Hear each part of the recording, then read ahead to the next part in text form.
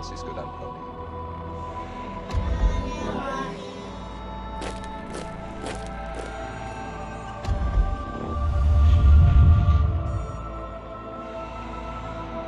Watching, we know you.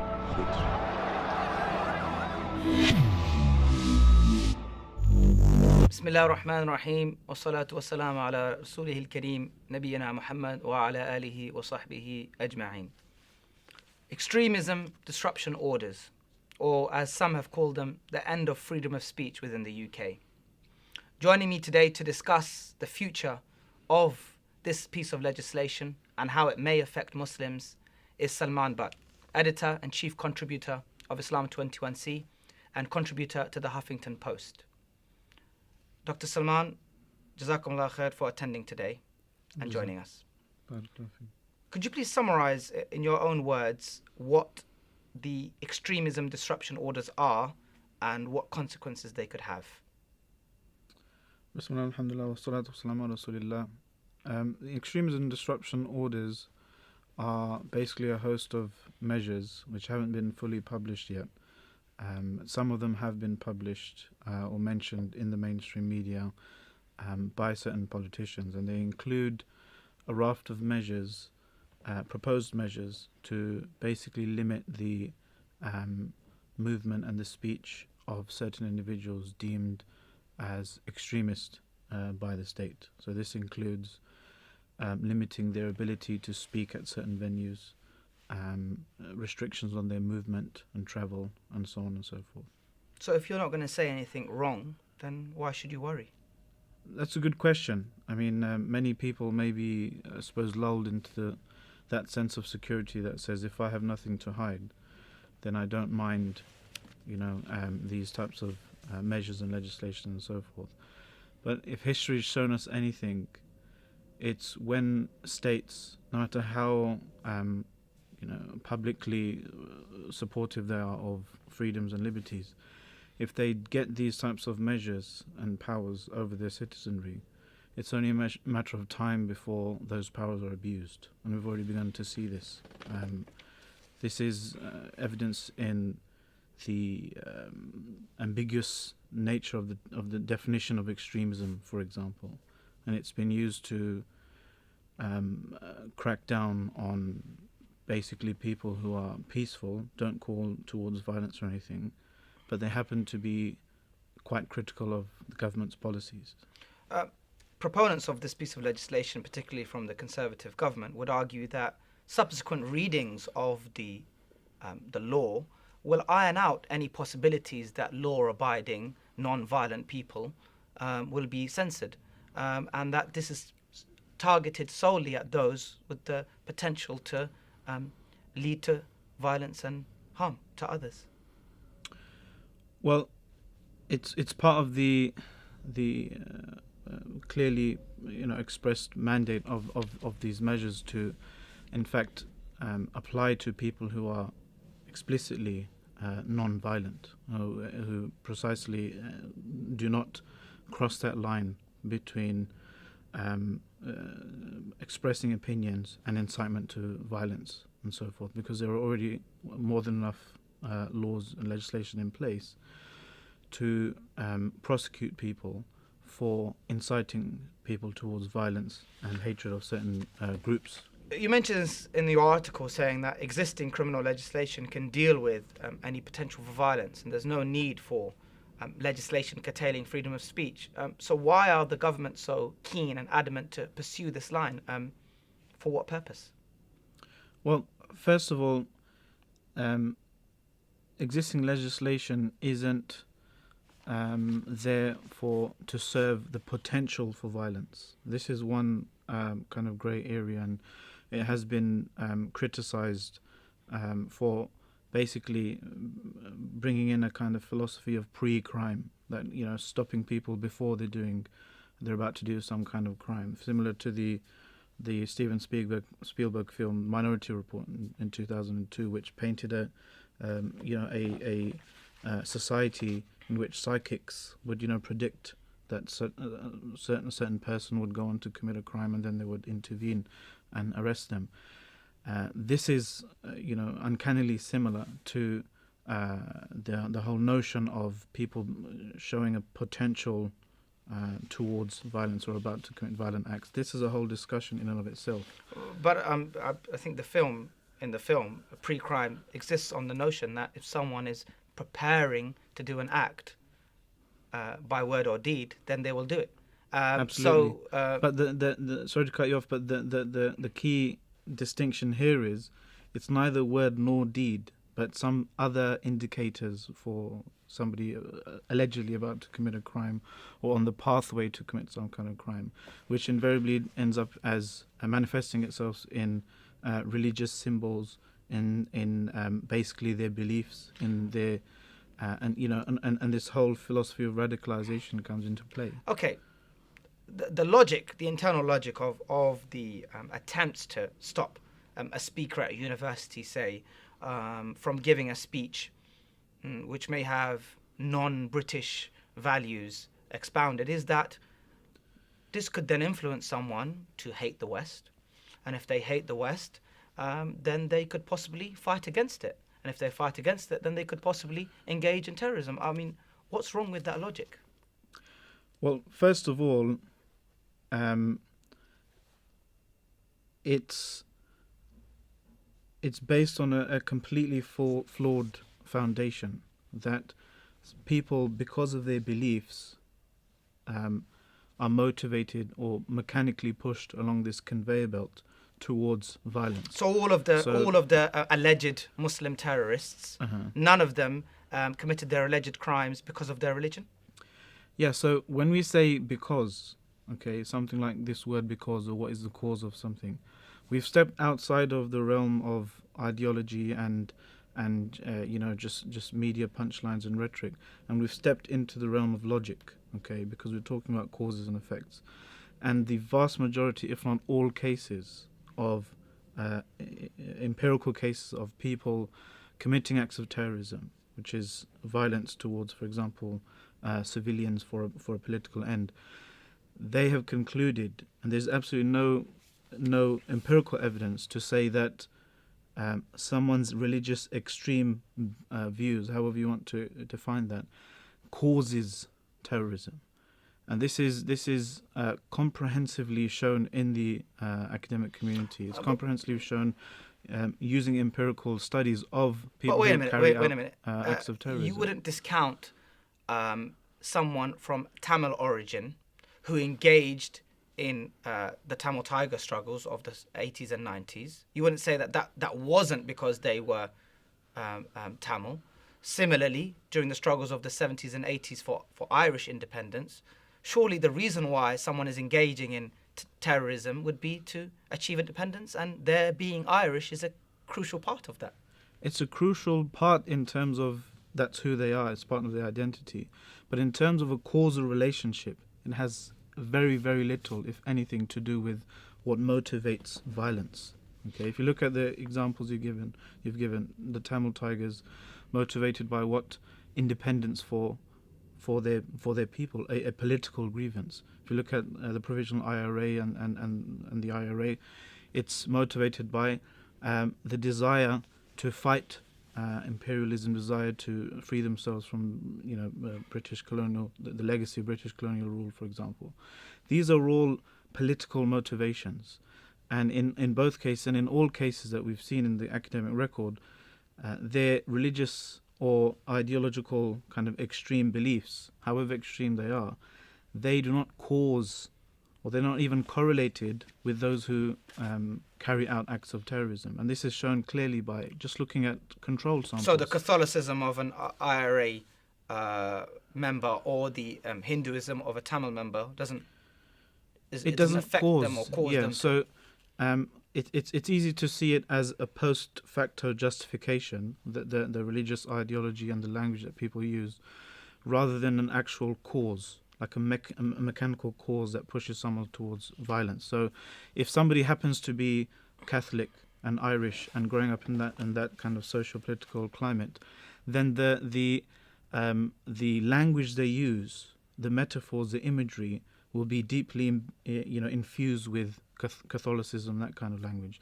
Same thing for Tamil Tigers. Same thing for ISIS, for example. Although I'm not comparing those examples.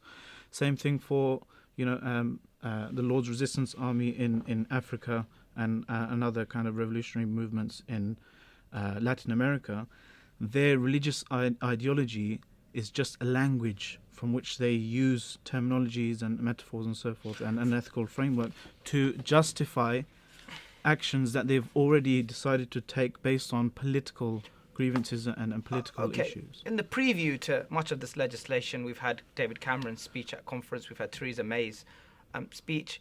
They've gone at great pains to say that grievance is not cannot be used as an excuse to commit crime. So they're taking the sting out of the political message or the political grievance. I believe Cameron said something like 9/11 happened and there was no political grievance. So how would you counteract that?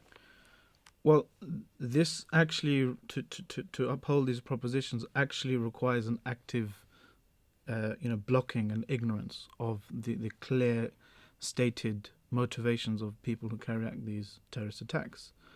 If you look at any of the rhetoric that propagandists use to rally people towards their call, it's all about fighting imperialism. It's all about regaining some kind of lost honor of their peoples and grievances from foreign aggression. Now, the fact that David Cameron, Theresa May, and these people, they know what an excuse is, a justification for something, and they're able to differentiate that between that and what they would call a cause for something, highlights that they're intelligent enough to know the difference between a cause and a justification, and they seem to be willfully ignorant or misleading the public and swapping those two around. So a person's ideology, which is in fact empirically substantiated as incidental, as not causative, they're spinning that as the cause. And those things which are causative, like someone's despair, alienation, grievances, and so forth, those are just brushed under the carpet and ignored, or just dismissed as justifications or excuses. So, Dr. Salman, you're clearly against the so-called conveyor belt theory, that wrong beliefs do not lead to wrong actions. How can you really disregard that when alleged terrorist activities are replete with verses from the Quran and references to religion? Well, it's not to say that somebody's ideology has absolutely no effect on their life, but when we're talking about terrorism and political violence, it's far from a correlation, let alone a cause. So what the empirical evidence shows, for example, is in terms of controlled samples, I mean, this is how you do any science. You look at somebody, for example, with the same, or people with the same extremist ideology, how many of them actually go out and carry out acts of terrorism, acts of violence? Yeah, very, very few. And likewise, you see people who carry out similar acts of violence and terrorism and violence against civilian populations for political change. They come from all types of ideologies. So, based upon this, on both counts, ideology is not the cause of factor, but rather it happens to be there. So, if somebody happens to be a Muslim, they're going to, and they're pushed, towards, disregarding the sanctity of life and so forth, and killing innocent people. They're internally obviously going to try and justify it to themselves or to their community. So, Dr. Salman, you've obviously quite vigorously opposed the so-called conveyor belt theory, that so-called extremist views or even non-mainstream views do not necessarily lead to actions or violent actions. How can you say this when so much of what is used by alleged terrorists refers back to Islamic culture and notions? It's a very good question, and the simple answer is those people who carry out those types of actions happen to be Muslims, and they, after they've already decided, or they've been pushed to the point where they, desecrate the sanctity of life, of innocence, and take to a course of violence, they have to justify it to themselves and their communities, using the language that they know, using the imagery that they know, using the ethics that they're aware of. If they are Muslims, then they will use Islamic terminology and find bits and pieces from here and there in the Islamic tradition to justify their actions.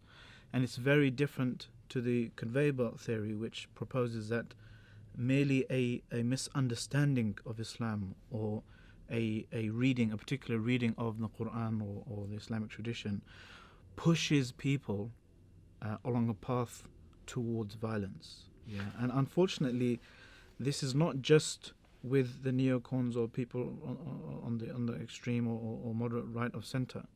In fact, throughout society, throughout the political spectrum, this notion of the conveyor belt, this empirically refuted notion, still pervades the debates on all sides. So somebody from a neocon background or somebody from an openly kind of Islamophobic background will say, look, Islam is the problem. Muslims are the problem. Islam has something within it, inherent to its ideology, which pushes some people towards violence. But the other side of the spectrum, the liberal or the left of centre, they actually rubber stamped this conveyor belt theory, although they don't blame all Muslims or Islam per se. So they'll say, Muslims are by and large good. Islam is a peaceful religion. Peaceful people. However, some people pervert Islam, misunderstanding, and then go on towards the path of violence. What's wrong with that, given that you also argue in your article that let moderate voices, moderate scholars, combat these views rather than suffocating them? So isn't that similar to what in one way it is, but the difference is here. Those people from the left wing side of the spectrum, they still subscribe, or they still give credence to this flawed myth, which is somebody's beliefs, somebody's so-called extreme interpretation of Islam. Therefore, it would make no difference for an Islamic scholar, moderate scholar, to try to combat their views from an Islamic perspective, because the origin is not even in an incorrect understanding of Islam. Yeah, I mean, so we should separate two very different things here. One is the actual causation of violence, of terrorism. Okay, this has nothing to do with somebody's deeply held, even if extreme, religious views. It's far more to do with things like their psychology, their any political grievances they have, they're feeling disenfranchised, alienated, discriminated against, paranoid. These types of things are what... Or perceived injustice that they may... Absolutely. See. So these types of things are what cause, on an empirical level, people to go down the route, the misguided route of terrorism and violence. That doesn't mean at the same time those people with incorrect, or that we would deem as incorrect Islamic views, or a genuinely extreme ideology, doesn't mean that we should just leave them alone and let them fester, so to speak. In fact, it's in all our interests to have a much more cohesive, a much more successful society where people can talk to each other and debate and have an atmosphere of respect and tolerance to a degree of each other. So whose responsibility is it to do that? So if we take an example of some movements on the British Muslim scene, for example, people who were known for the excessive takfirism, brandishing or excommunicating fellow Muslims and using this kind of terminology because of their maybe existence in the West, Sure. or their political participation, or being for example. How are they approached? So the cure to that, the type of mentality, has been not to ban them, not to silence them. In fact, this will make it worse. This will give them, feed into that narrative that they're speaking the truth and they're oppressed and so on and so forth. The cure to what I would call bad speech is not less speech, but more speech. The cure to these types of false notions and misunderstandings of Islam is an understanding of Islam based on mainstream normative Islamic discourse, based on the 1400 years of the point that I would make and understanding. Is obviously you're saying that the cure to it is more voices, and I assume you mean more voices from the Muslim community, but whether we like it or not, more and more members of that orthodox spectrum have been regarded as perhaps non-mainstream. So the point I'm trying to make is that there are less people available to choose from to combat this. So perhaps it's a rather redundant argument. And this is part of the problem with the last 10 or 15 years of counter-extremism, so-called counter-extremism policy, because the problem with the conveyor belt theory, it still pervades every aspect of the discussion, because the problem with the conveyor belt theory is because it uses religious and cultural markers as indicators for somebody being on a path towards so-called radicalization and terrorism, it ends up criminalizing normal so-called orthodox Muslim practices and speakers and scholars, which ends up further making it more likely for disenfranchised and alienated Muslim youth to go down a genuine path of that may lead towards terrorism, because silencing those very voices that hold the most credibility to prevent people from going down this path is a surefire way to increase so-called radicalization, increase the threat, and increase the distance between some sectors of society, be they Muslim or whatever, and mainstream society. But surely from a government perspective, this process of dialogue from moderate, respected orthodox scholars with these perhaps more extreme views is a process that takes time. And maybe they would argue that we just don't have that time. We are in a situation where the nation is at threat. We do not have time for these discussions to play out. If it was something as simple as that, then they may have a case. But what they're actually arguing for is doing something that is known to be counterproductive just for the sake of not having time. It turns out not to be an issue of being short for time or it being a very, very urgent case, because you wouldn't put out a fire or attempt to put out a fire by pouring petrol on it just because you don't have time to go and find some water. That's going to make the problem worse. And some have argued, in fact, that's the point, to make the problem worse or to make it seem more scary and scare the population into a state of continuous fear, so that they can readily, give the state more powers, transfer their civil liberties to obviously authority. A Muslim scholar's aim in trying to reform someone is try to make them a better Muslim. And being a better Muslim would mean that they would be less prone to be violent. And this, in fact, the MI5 report in 2008, in fact, said that a well-established, well-grounded Islamic identity is actually a preventative factor when it comes to somebody's empirical path towards terrorism. Yes, but I'm sure we live in an age of ends and goals and achievements. If the achievement is a non-violent person, and that can either be achieved by making them a better Muslim, or just as quickly or just as effectively by removing Islam from them completely, then why wouldn't the government or powers that be try to take that option? Because if the aim is non-violence, and whether they're Muslim or not, or whether they retain their culture is not really relevant, is it? Well, many have argued, and I in fact argue myself, that if the government or people in power do sincerely want to reduce the potential, the propensity for violence in an individual, then they should let ideas flow freely.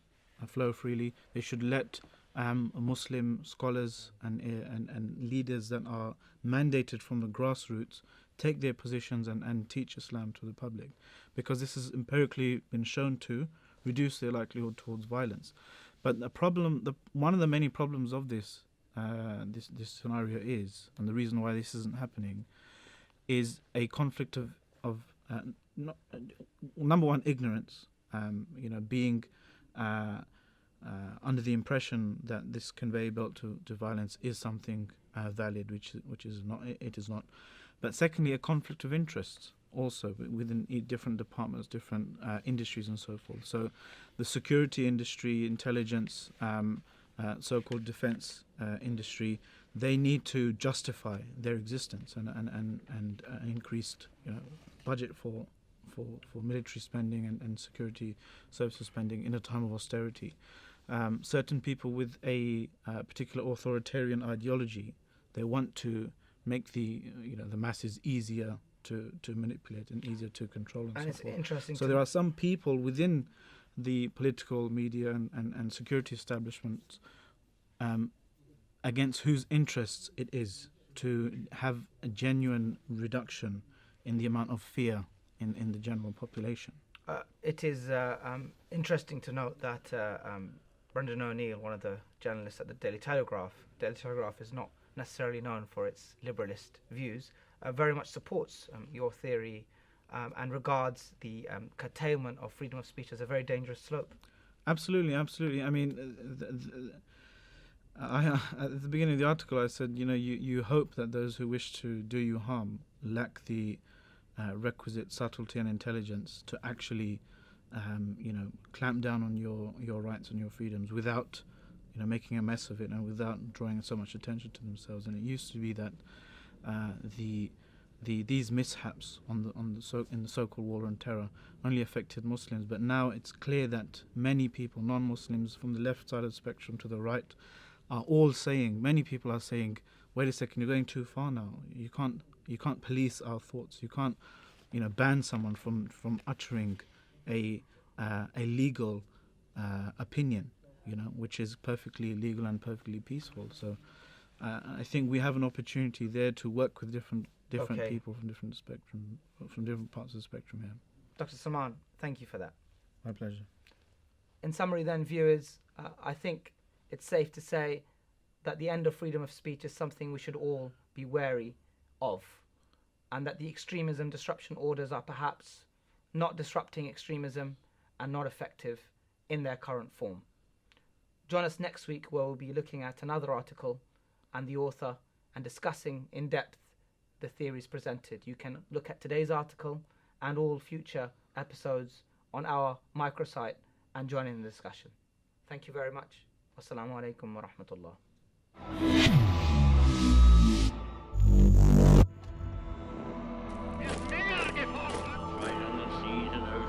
So you think that money is the root of all evil? Said Francisco d'Antonio.